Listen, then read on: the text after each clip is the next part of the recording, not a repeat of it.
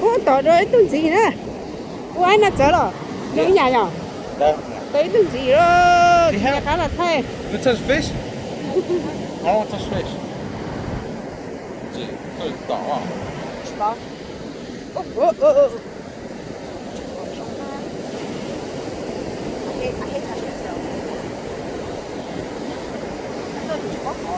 Mất của đời sao nhân lên à? Dạ có rồi đó. Ủa, cái thân nào của đâu? Nhà bán ăn nó tế. Ồ, cũng mua có It's vậy? like really hard, dude. Hả?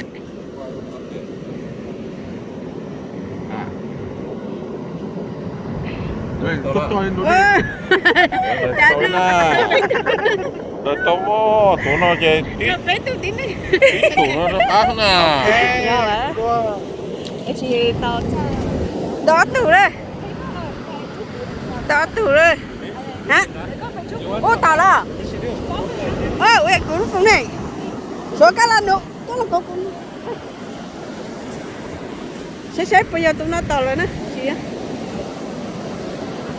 Ô tao đó. Ô tao giờ nè.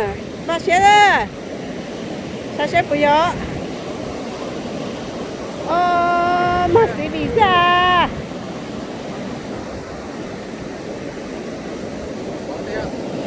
Mà sẽ đi là. Mà sẽ đi chi hơn chơi.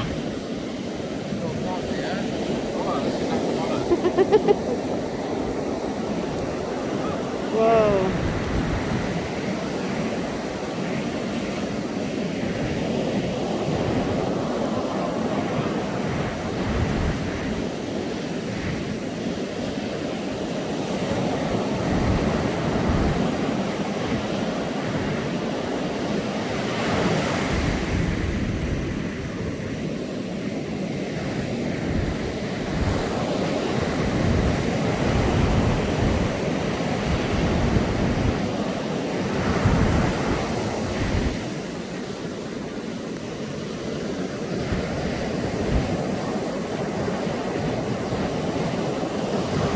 Con trời đá chị ná chị à, con chị mất thấy con tú tà đấy, con ná chị à.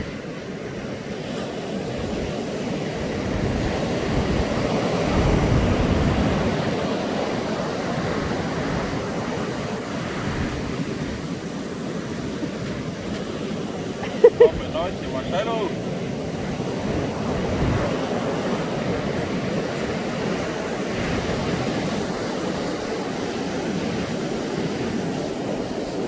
Ô, chả có chị tỏ đi, tỏ ít thế rồi, thế chị nhau có tôi rồi nhở. Chị tụ của đi bao giờ? Cái cũng chị đâu à. Có cháu có ý vậy, tỏ chị tỏ nè. Cho mấy giờ chẳng à? Cho tí giờ chứ mò. Có đi có thì. Ăn đồ ta, chế nó đâu có cái cá ở chàng nó mò.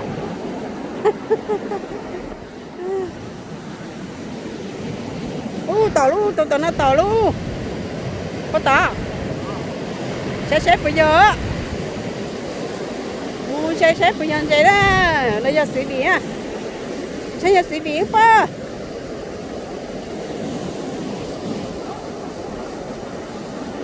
Xử lý tiếp theo. Chị tỏ đi. Lên cho. Cho luôn nó nên trung sẽ giờ ba. Nè. Đưa lo cho mà xử lý nè. Chị ơi, bây giờ nè. Hả? Xin đây nè.